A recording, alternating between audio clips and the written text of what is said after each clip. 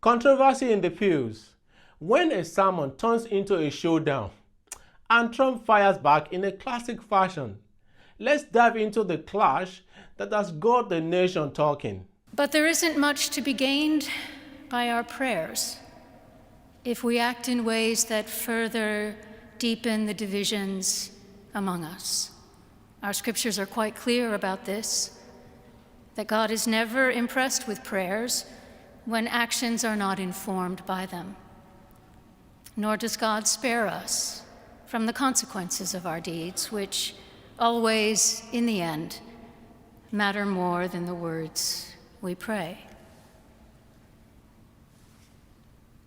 Those of us gathered here in the cathedral, we are not naive about the realities of politics.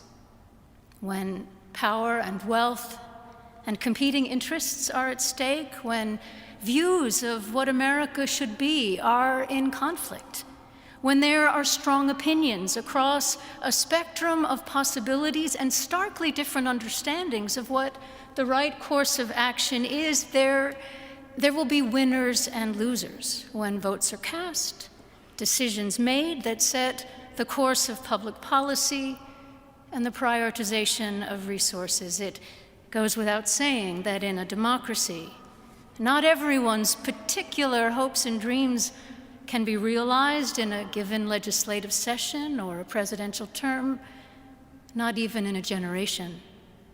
The first foundation for unity is honoring the inherent dignity of every human being, which is, as all the faiths represented here affirm, the birthright of all people as children of our one God.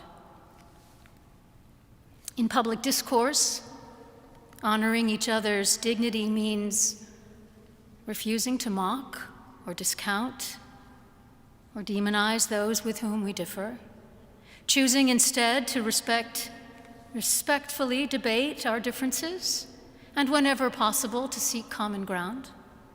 And if common ground is not possible, dignity demands that we remain true to our convictions without contempt for those who hold convictions of their own.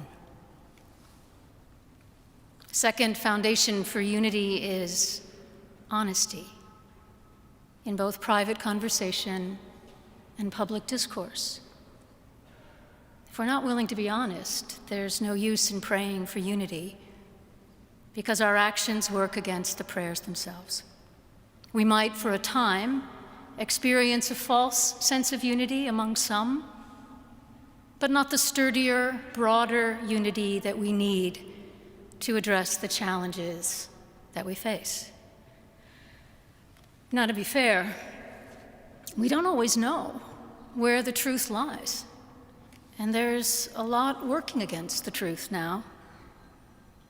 But when we do know, when we know what is true, it's incumbent upon us to speak the truth, even when, especially when, it costs us. And the third and last foundation I'll mention today is, foundation for unity is humility, which we all need because we are all fallible human beings. We make mistakes. We say and do things that we later regret. We have our blind spots and our biases, and perhaps we are most dangerous to ourselves and others when we are persuaded without a doubt that we are absolutely right and someone else is absolutely wrong. Because then we are just a few steps from labeling ourselves as the good people versus the bad people. To realize when we're dealing with real differences in our private lives and in the public arena. But without unity, we're building our nation's house on sand. And with a commitment to unity that incorporates diversity and transcends disagreement, and with the solid foundations of dignity, honesty, and humility that such unity requires, we can do our part and in our time to realize the ideals and the dream of America.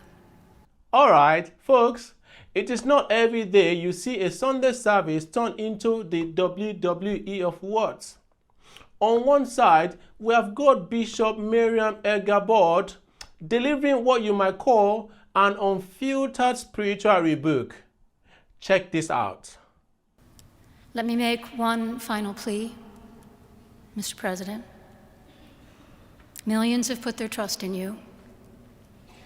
And as you told the nation yesterday, you have felt the providential hand of a loving God.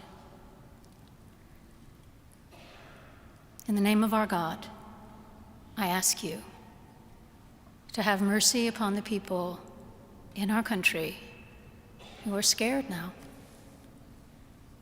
There are gay, lesbian, and transgender children in Democratic, Republican, and independent families, some who fear for their lives.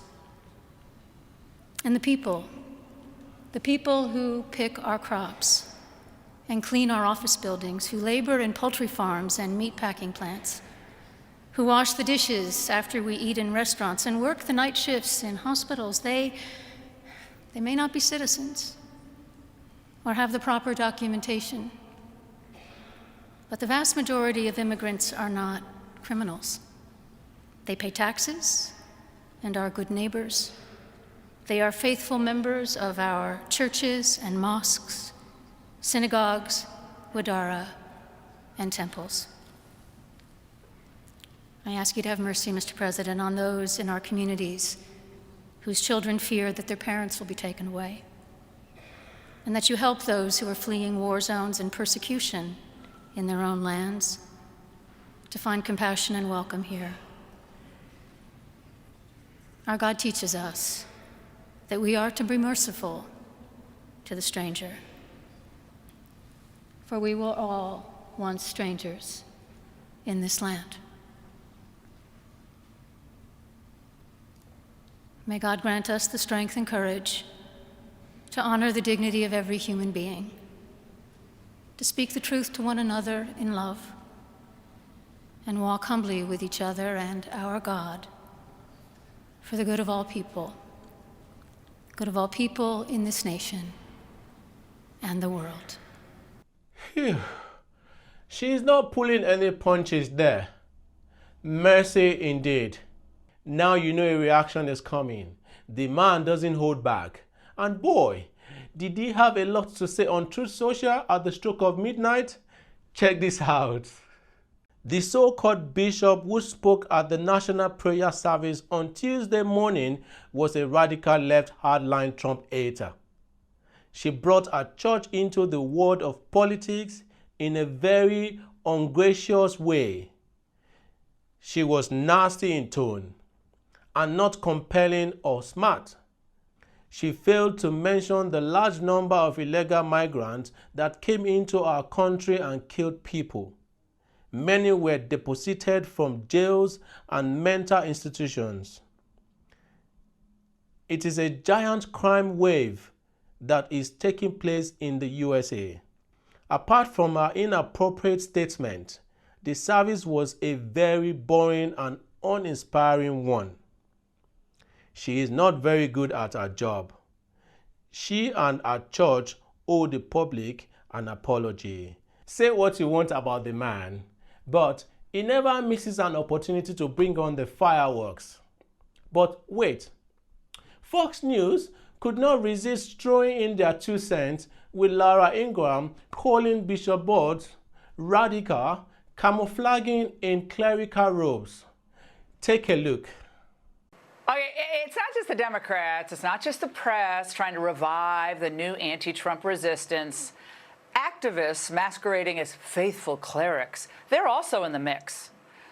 Enter the so-called Bishop Budde, let's call the whole thing off, of D.C.'s Episcopal Diocese. Now, hours after her left-wing diatribe at the National Prayer Service, the Peter Pan look-alike became a TV star. I was speaking to the president because I felt that he has this moment now where he feels charged and empowered to do what he feels called to do. And I wanted to say, you know, there is room for mercy. There's room for a broader compassion. And then the warrior princess waif, the new Trump slayer, appeared with her loyal subjects.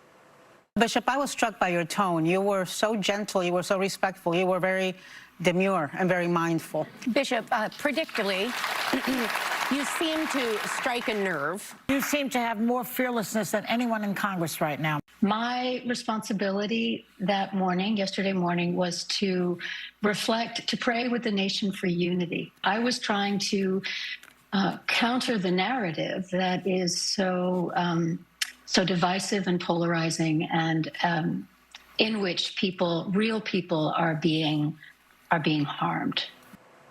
Well, where's the empathy for the Americans being assaulted, for the Americans being abused and even murdered because of open borders? Or the children, Bishop, mutilated by gender-bending freaks? Any compassion there whatsoever? It's no wonder worshipers are fleeing. From 2011 through 2023, there's been a 20% decline in her church's attendance. But expect more of these radicals camouflaging themselves in clerical robes. They're going to appear over the next 4 years, and they're going to want you to believe that they're just following the good book. But they use God as kind of this political Trojan horse. It's just another sign of their desperation. I will tell you a little bit of history. What a lot of people don't know about Bishop Mariann.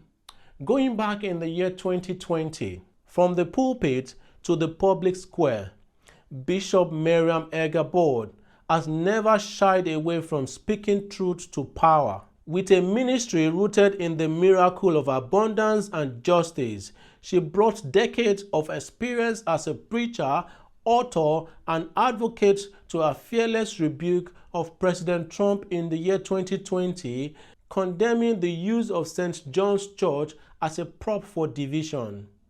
Author of Gathering Up the Fragment, Receiving Jesus, and How We Learn to Be Brave. Bishop Budde's bold leadership reflects our life's mission to inspire faith, courage, and justice in decisive moments. So, what do you think? Did the bishop cross the line? Or was she just saying it as she says it? And Trump's clapback, classic Trump, or over the top? Let me have your thoughts in the comments. But one thing for sure, the prayer service wasn't just your average Sunday. Like, subscribe, and stay tuned, because when church turned political, we'll be here to break it down. Until I come your way next week, I am your host, Samuel Agbaje.